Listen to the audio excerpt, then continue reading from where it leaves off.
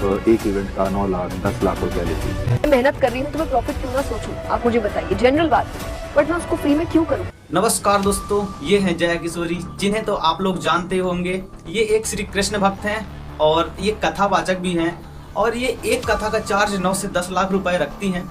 और ये तो साइड की इनकम है, जो लोग दान दक्षिणा कर जाते हैं, चढ़ा जाते हैं, जितना भी लोग दे जाते हैं वो इनकी एक्स्ट्रा कमाई है। और इनके बहुत सारे अर्निंग के स्रोत हैं, कहाँ कहाँ से कैसे कैसे कितने पैसे आते हैं वो सभी इस वीडियो में डिटेल से बात करने वाले हैं। इनका पूरा काला चिट्ठा खोलने वाले हैं, तो वीडियो में लास्ट तक बने रहें, जिससे कि आपको पता चलेगा कि जितने भी धर्म गुरु हैं तो वो ज्ञान बांटने के लिए या हमें सद्भक्ति मार्ग में लगाने के लिए वो ये कथा वाचन कर रहे हैं, हिंदू गुरु बन के बैठे हुए हैं, या कि अपना धंधा चला रहे हैं, अपनी इनकम कर रहे हैं। तो चलिए शुरू करते हैं। तुलसी का पौधा आपकी वेबसाइट पर आप बेच रही हैं 1040 रुपए का। और ये मेहनत की कमाई है। मैंने साफ साफ कह दिया कि मैं संत और साधु नहीं हूँ। तो क्या करते हैं, उनने बाम लगाई, अब बाम जैसी आंखों में लगे, झरझर आंसू लोगों को लगने लगता साक्षात केवट जी कथा सुना रहे। अरे कर्मीनो, अरे ज्ञानहीनो कहते हैं, परमात्मा कबीर जी कहते हैं, मोती मुक्ता दर्शत नाही, ये जग है सब अंदरे, दिखत के नैन सुनकर मोतिया डंदरे। दर्शकों, भारत देश में अनेकों कथावाचक हैं। इन कथावाचकों की भरमार सी लगी हुई है। इतनी संख्या में कथावाचक हो गए हैं कि टीवी और सोशल मीडिया पर कोई न कोई कथावाचक ट्रेंड करता रहता है। कभी श्री अनिरुद्धाचार्य जी सवालों के घेरे में रहते हैं, तो कभी कृष्ण धीरेन्द्र शास्त्री जी, जिन्हें पर्ची वाले बाबा के नाम से जाना जाता है, वो अपने विवादित बयानों को लेकर सुर्खियां बटोरते नजर आते हैं। और कभी जया किशोरी जी, जिन्हें लोग राधा कहते हैं, वे अपनी मोटिवेशनल स्पीच को लेकर खूब सोशल मीडिया पर ट्रेंड करती रहती हैं। लेकिन क्या आपको इन कथावाचकों की कथा करने के अलावा की जिंदगी के बारे में कुछ पता है? ये कथावाचक कहते हैं कि ये धन तो मोहमाया है। हालांकि ऐसी बात बहुत सारे साधु संत भी कहते हैं। हाँ, पर ये बात अलग है कि दूसरों को ज्ञान देने वाले बड़ी बड़ी गाड़ियों में घूमकर शो ऑफ करते हैं। खैर, आइए दर्शकों, आपको दिखाते हैं। कुछ समय पहले कृष्ण धीरेन्द्र शास्त्री ने ऐसा विवादित बयान दिया जो बहुत ज्यादा चर्चा का विषय बन गया। आइए एक बार ये वीडियो देखते हैं। अगर तुम अभी नहीं जागे तो ये तुम्हें अपने गांव में भी भोगना पड़ेगा। इसलिए निवेदन है, सब हिंदू एक हो जाओ और पत्थर मारने वालों के घर पर बुलडोजर चलवाओ। इसके अलावा श्री अनिरुद्धाचार्य जी, जो कि अपने कथा में एक महिला से पूछते हैं कि आपके कितने पति हैं, और इसी बात को लेकर सवालों के घेरे में श्री अनिरुद्धाचार्य जी आ जाते हैं और सोशल मीडिया पर लोग इन्हें खूब ट्रोल भी करते हैं। इन सब के अलावा आज हम इस वीडियो में बात करेंगे मोटिवेशनल स्पीकर जया किशोरी की, जिन्हें लोग साध्वी या फिर राधा भी कहते हैं। सबसे ज्यादा कथा करने वाली राजस्थान की रहने वाली जया किशोरी, जिनका जन्म सन 1996 में कोलकाता में हुआ और वहीं से इन्होंने अपनी पढ़ाई शुरू की। कम उम्र में ही जया किशोरी का लगाव भगवान की ओर अधिक हो गया था और इसी के साथ ही इनकी कथा सुनने वाले लोग इन्हें राधा बुलाते थे। जया किशोरी के टीचर श्री गोविंद राम मिश्रा ने इन्हें किशोरी नाम दिया। इसका मतलब इससे पहले इनका नाम सिर्फ जया था और किशोरी नाम इन्हें इनके टीचर ने दिया।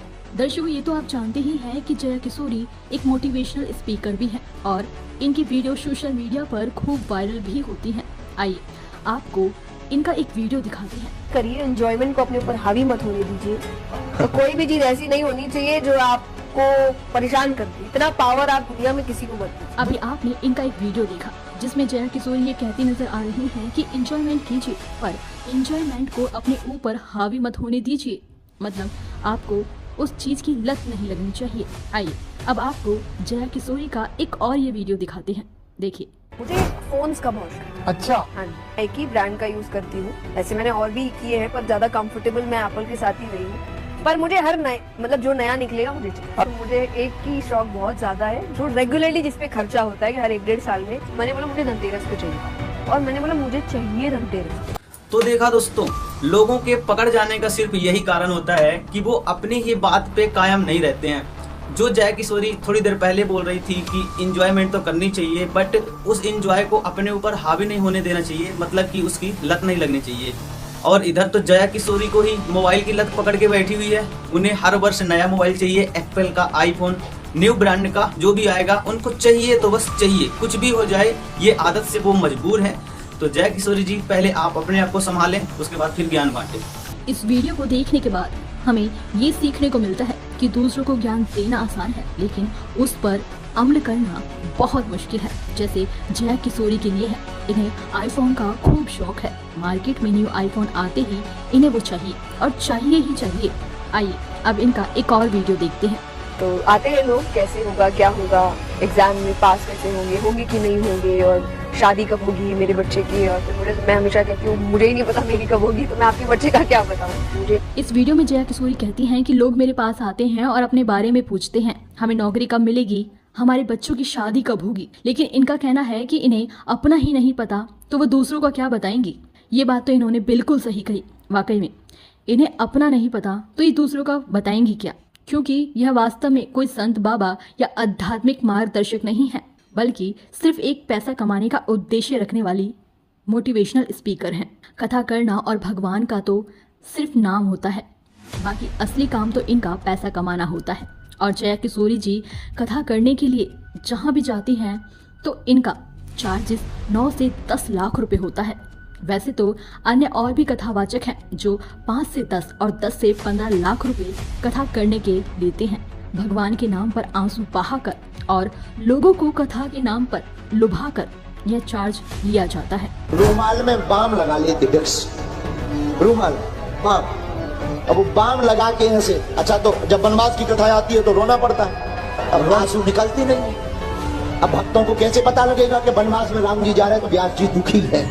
तो क्या करते हैं, उनने बाम लगाई, अब बाम जैसी आंखों में लगे, झरझर आंसू लोगों को लगने लगता साक्षात केवट जी ये कथा सुना है। तेरी नैना मेरी नैनो से लगी रे। एक बात कहती हूँ, ये जो नहीं बोलेगा जय उसकी होगी छोरी छह।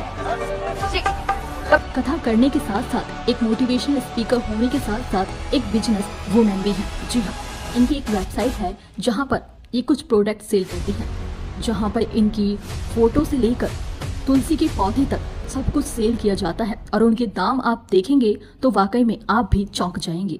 आइए इसके बारे में जया किशोरी का क्या कहना है वो देखते हैं। कर रही हूँ तो मैं प्रॉफिट क्यों ना सोचूं, आप मुझे बताइए। जनरल बात है, बट मैं उसको फ्री में क्यों करूँ कि मोह माया त्याग वो कभी नहीं कहा, और ये मेहनत की कमाई है। मैंने साफ साफ कह दिया कि मैं संत और साधु नहीं हूँ। पहचान क्या होगी ये हमारे सभी सदग्रंथ भी बताते हैं।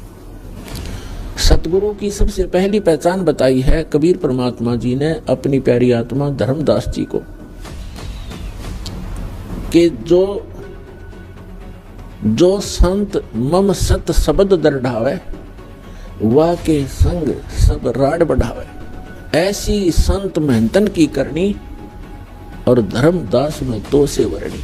बताई है कि जो मेरा प्यारा हंस, मेरा भेजा हुआ दास, जिसको मैं सतगुरु बनाकर भेजूंगा। सतगुरु का अर्थ होता है सच्चा ज्ञान प्रदान करने वाला, और सच्ची ही साधना उसके पास हो और वो अधिकारी हो उस नाम के दान करने का, सभी मर्यादाओं का वो पालन करता हो, जैसे सभी कंडीशन पूरी हो, तो वो सतगुरु होता है। और वो हम मेरे सच्चे ज्ञान का जो प्रचार करता है, जैसे कबीर पंथ तो अनगिन है, कबीर पंथ के अंदर गुरु अनगिन है और सभी प्रचार करते हैं, किसी का कोई विरोध विवाद नहीं है।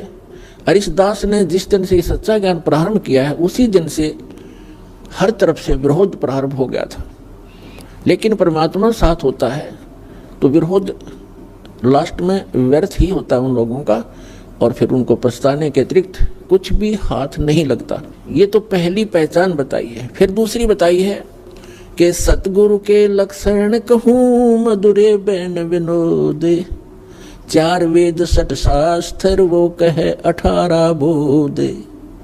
सतगुरु का दूसरा लक्षण बताया है कि वो